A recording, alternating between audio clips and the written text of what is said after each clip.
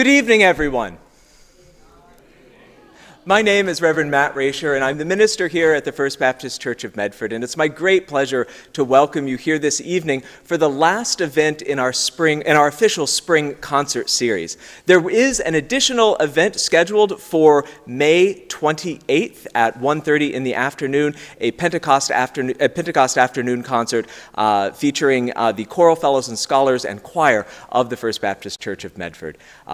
This has been a really exciting and wonderful spring concert series, and we're so delighted to be able to offer you something very different as a way to close this season out. This concert is made possible by the generosity of the First Baptist Church of Medford as well as the Medford Arts Council, and as with all of our events, 100% of the donations you make at the door will go directly to support the work of the artists this evening. It's my delight to introduce to you the Fireside Ensemble.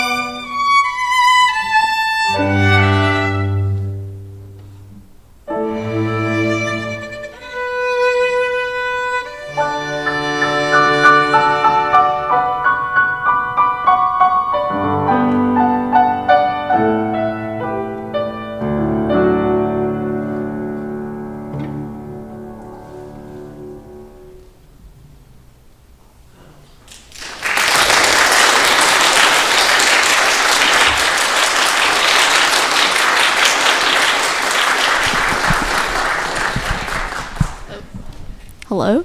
This is...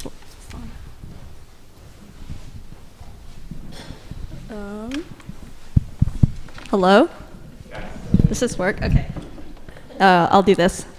Well, thanks for coming, everyone, and welcome. We are the Fireside Ensemble. So this is... I'm Jess. This is Sarah. That's Maddie, and that's Arjun. We are a classical group that tries to do things a little bit different. So what you just heard was probably familiar songs. It started out with a tune from the Disney Hercules movie called Go the Distance. And then it was Pocahontas, Colors of the Wind. Yeah, and we actually arranged these songs by ourselves. So the first one Arjun and I did, and Sarah did the second one. So you notice that the program is a little bit different tonight. There's no program.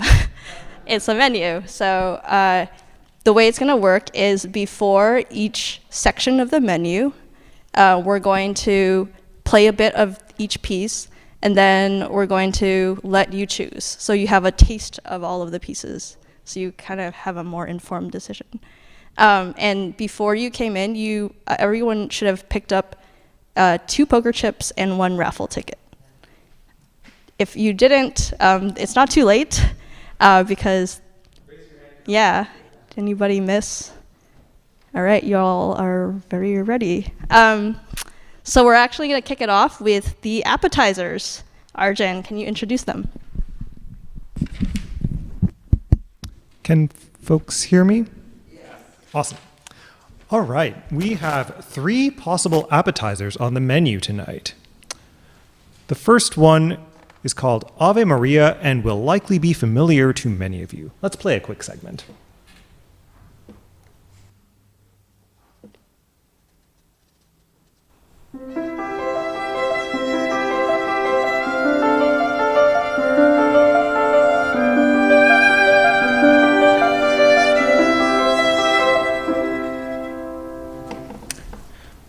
This one, many of you probably won't know.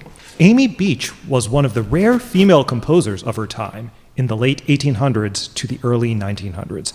She was a Boston native too, and an excellent pianist who soloed with the Boston Symphony Orchestra.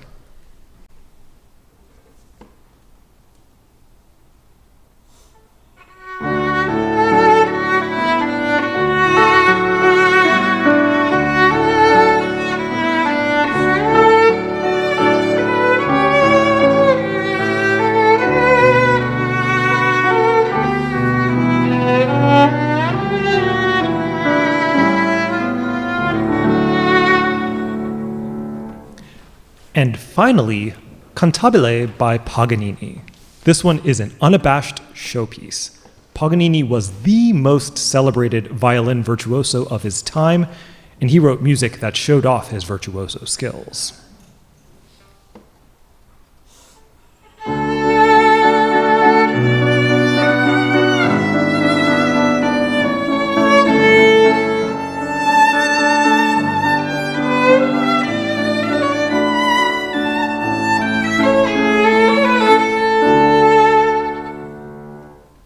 And now, we are going to kick it off with the raffle. Yeah, let's put someone on the spot. Would a member of the audience like to draw a winner for us? Okay, great. We have some volunteers. All right. Do we have the bowl? The bowl's over there. Oh, it's over there. Great. The winner gets to pick the piece.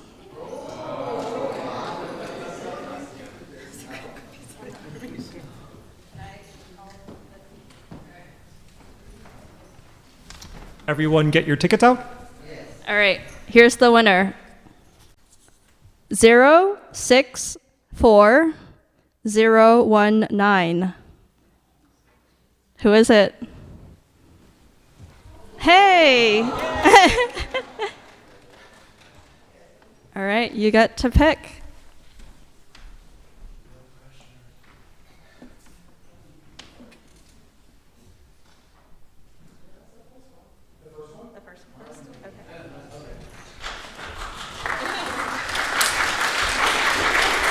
All right, we will be playing the Bach Gounod, Ave Maria.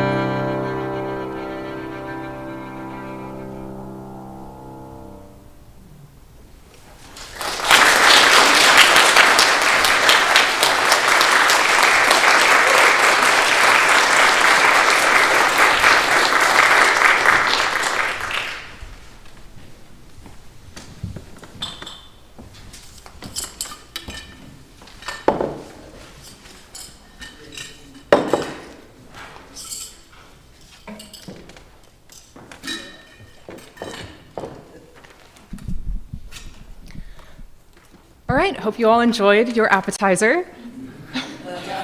For our first course, we have 3 light selections, and you will get to choose 2 of them to hear. So options 1 and 2 come from the year 1785, when Mozart, hopefully you've all heard the name, Mozart was commissioned to write 3 piano quartets. A piano quartet consists of not 4 pianos, but violin, viola, cello, and piano. Back in Mozart's time, the piano was still a relatively new instrument. It was still barely evolved from the harpsichord of Bach's time. And in chamber music, the piano parts were usually fairly mundane and basically functioned as a metronome or a timekeeper for the strings. Mozart's first piano quartet was very different. He gave the piano a major role in the music, and he wrote this really complex interaction between the piano and strings. And you'll hear at times it sounds like they're having a conversation.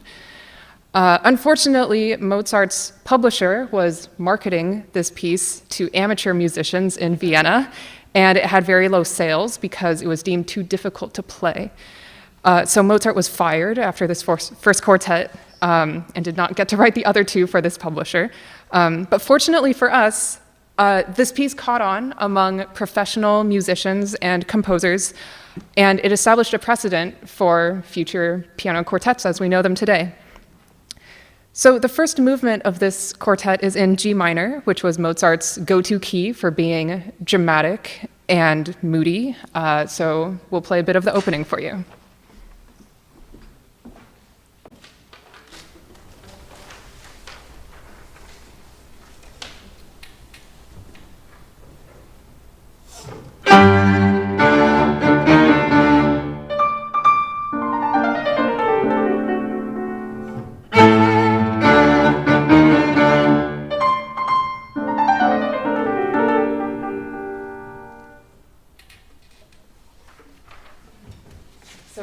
Of the first movement. The third movement of this piece is in G major, and it's a delightful, bouncy little rondo, and it's a great contrast to the first movement.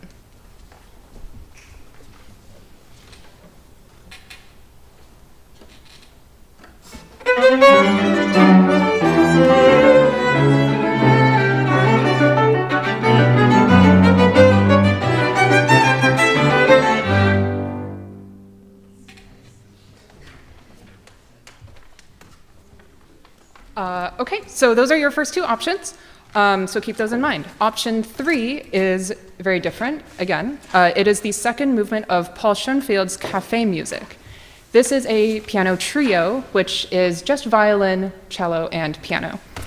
Paul Schoenfield is an American composer and pianist, and he's currently a professor at the University of Michigan. In his own words, he said, "The idea to compose café music first came to me in 1985 after sitting in one night for the pianist at Murray's restaurant in Minneapolis.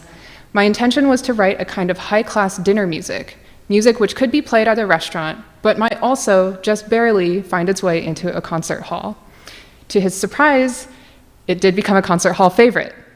The second movement has a laid-back, jazzy theme, and in the middle there's a really beautiful duet in the cello and violin. So we'll play a bit of that main jazzy theme for you.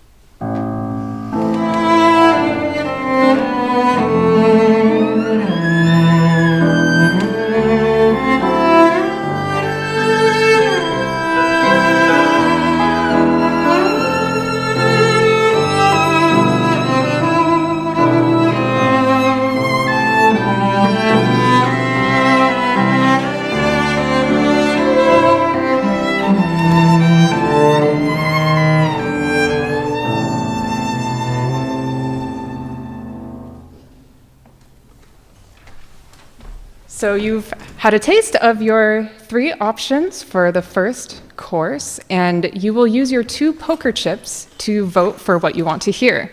So who do we have on which jar? So Jess will represent Mozart first movement. So that's sad Mozart. So if you want to hear angsty Mozart, drop a chip in Jess's jar as she comes down. We'll come down the center, yeah, and then the side. Yep. Maddie, Happy Mozart. Maddie is happy Mozart. Okay, so if you want to hear the happy Mozart, drop a chip in Maddie's jar. And Arjun will represent cafe music. So if you want to hear a little jazz, drop a chip in Arjun's jar. Okay, we're gonna come. All right. Basically zigzag.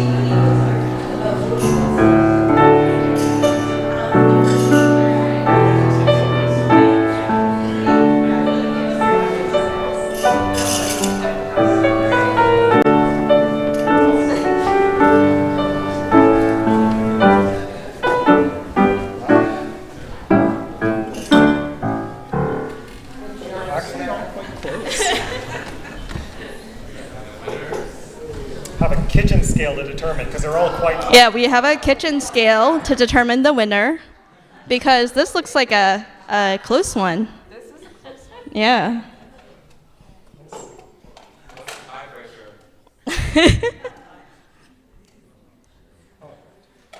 All right, Mozart 1, what's the weight? 470 grams. 470 grams. Mozart 3, 446. 446 grams.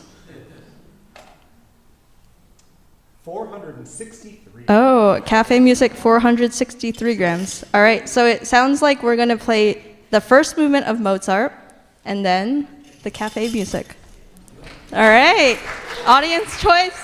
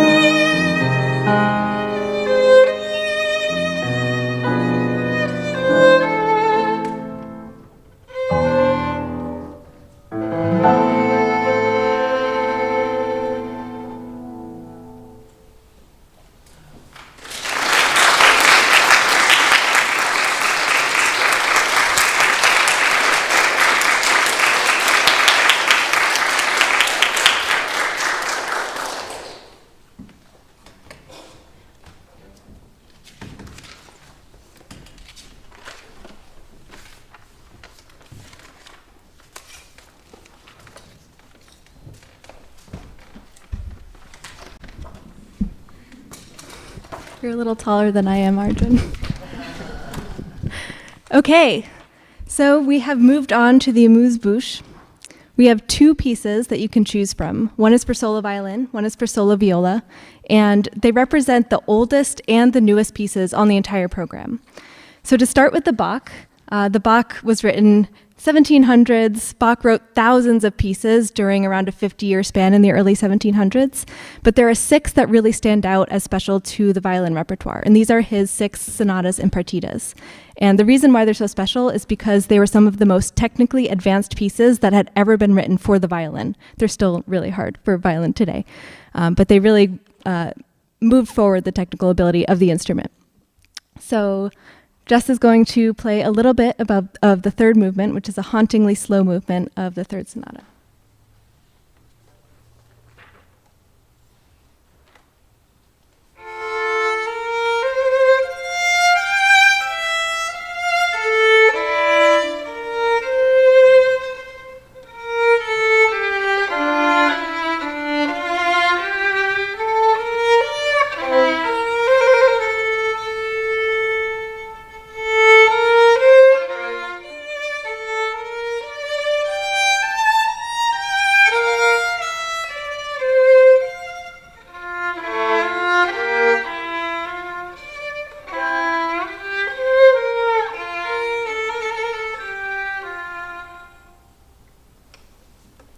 Great, and then the second possible piece you can choose is the Ligeti.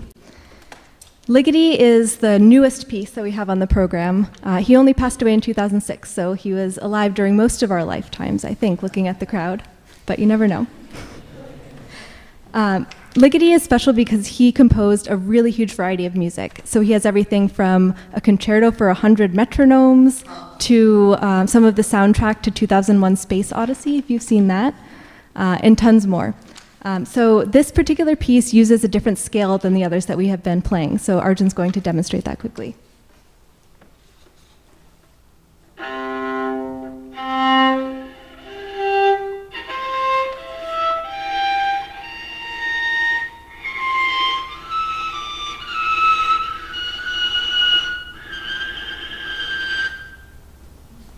So those are what are called the natural harmonics. And the way you make them is you keep cutting in half and thirds and quarters the string. And so eventually the notes get really flat at the top. But it's in tune, we promise. It's just not in tune as you're used to it with the piano. So it's just a different way of making sounds on an instrument. So Arjun is going to now demonstrate a little bit of not just the harmonic section, but more of the melody part.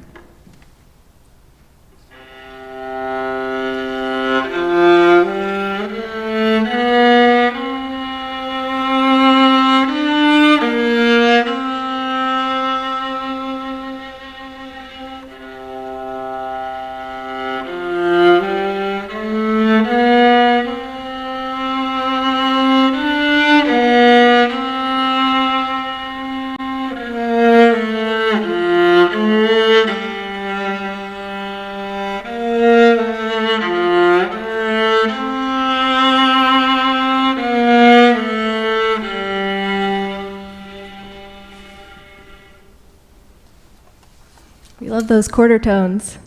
Okay, so now you get to choose of those two pieces by standing up. So first we'll stand up if you want to hear the Bach, and you can only stand up once. So stand up if you would like to hear the first piece, the solo violin Bach piece. Okay, we have a few. And I can assume, I guess maybe just for security, we should just have everyone stand up if they want to hear the Ligeti, in case there's an option 3 that we don't know about. Okay, that's great. We shall hear Arjun playing Ligeti.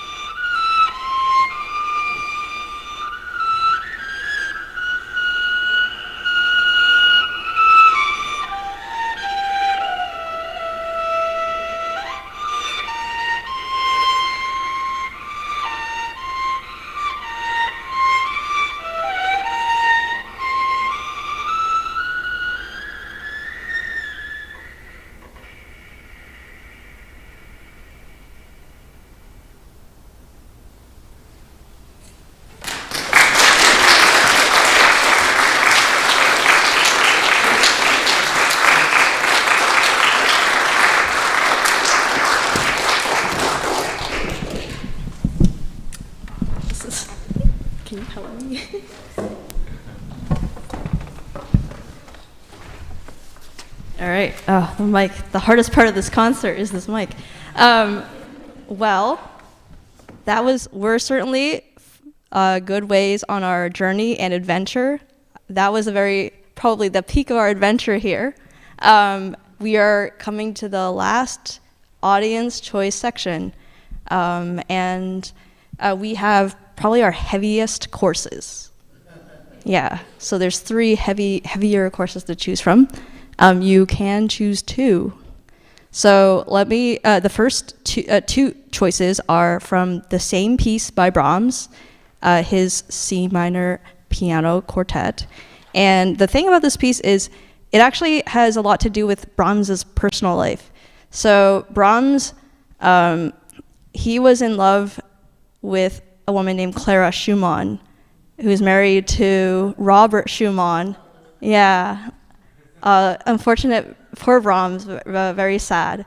And this piece is kind of like, he's put his love for Clara into this piece. And it starts with this very moody, but it also has like incredibly beautiful, like the full of love, happy. So the first movement actually has this like sighing motif that every time you hear this, Clara, Clara. So we're gonna play a bit of that for you. You'll hear it all over the place. We gotta say we held off on influencing your picks too much, but we'll be kind of sad if we don't play this for you. So that's why there's a star. So we'll play one of the moody opening, and then also some of the more loving, joyful part.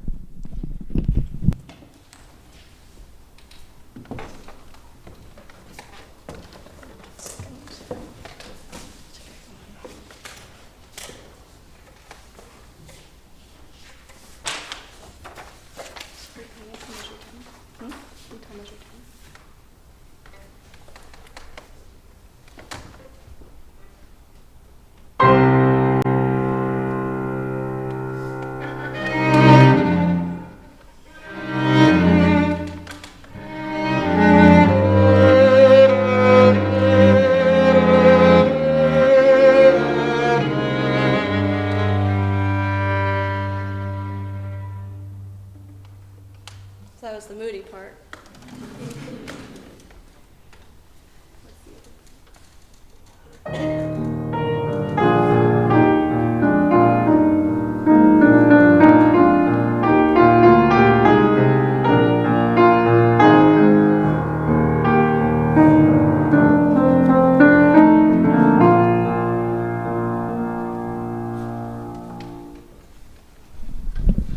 All right, so that is the first movement. And we've also included the third movement, which has a very beautiful cello solo. And actually, that's also true of the third option, the Dvorak. So you basically, I think it's going to be kind of like, which cello solo do you want to hear more of? We're going to play a bit of each of the beginnings to give you a taste of each. And then we're gonna figure out how we're gonna do this voting. It's gonna be interesting. Let's play it first, and then we'll go from there.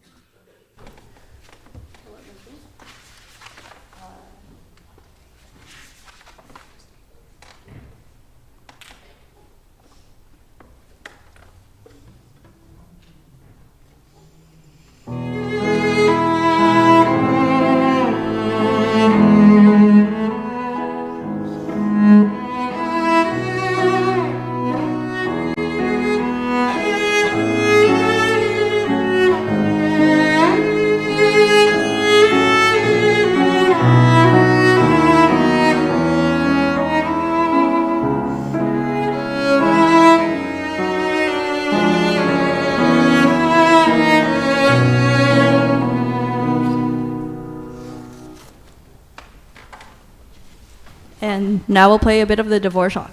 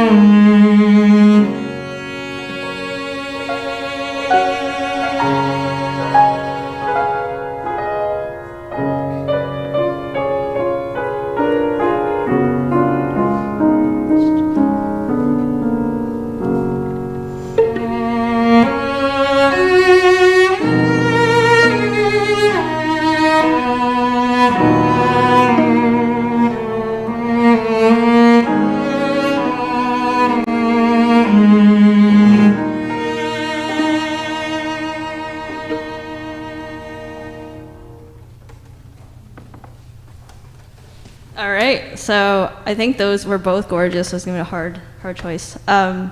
So we're out of poke chips and we're out of raffle tickets. How are we gonna do this? Actually,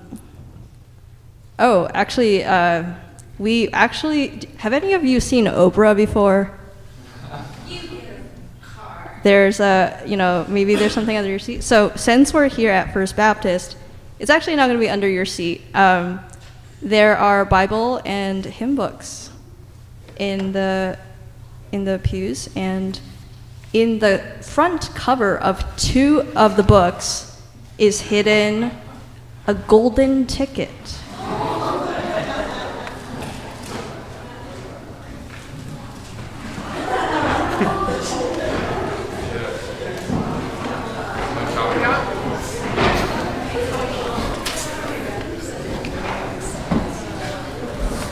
Did we have the 2 folks? If you have a ticket, can you raise it up? Okay, wow. Wait, super lucky today. Wow. You better go do something special today. And do we have the second one? Was it on this side, I think? Yeah, it was on this side. Oh, did we? Wait, is it on this row? Oh, I think it's here. All right. It's whoever's closest to it. I think it's this one. Yeah. All right.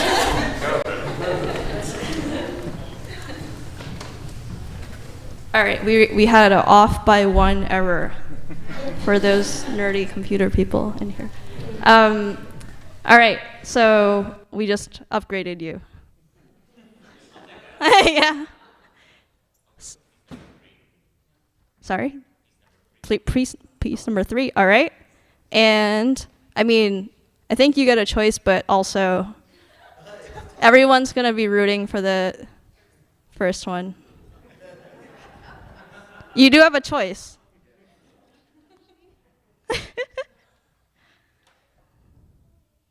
First one?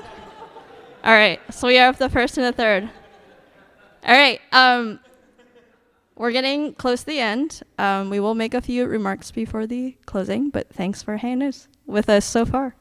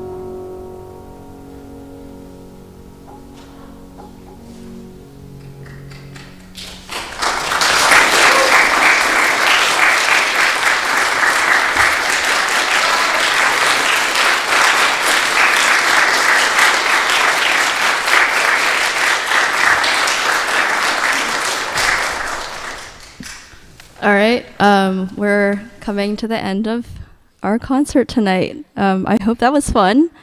Before we end with another sort of set of pieces that might be more familiar to you, there are songs that we arranged. We want to give a very special and big shout out to First Baptist and Matt, especially for really taking a chance on us with this crazy idea. We really, really appreciate it.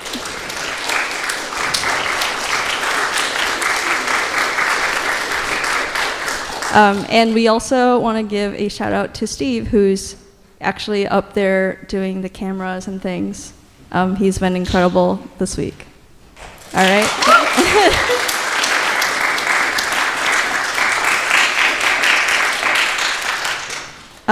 And with that, we're going to dive into our last couple songs.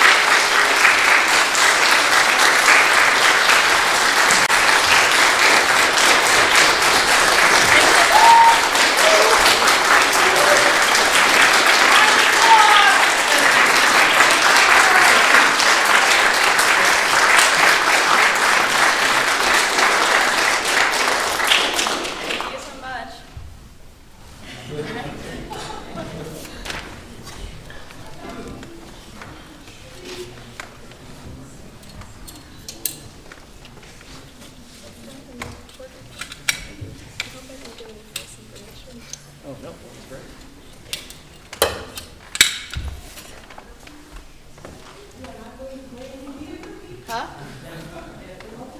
Yeah, that was it. Oh, okay. All right. We can do an encore. Yeah. I guess we have prepared more pieces than, you all heard. So, can you just call out some? I heard, Amy Beach. Okay. The Berkuse. All right, we can do that.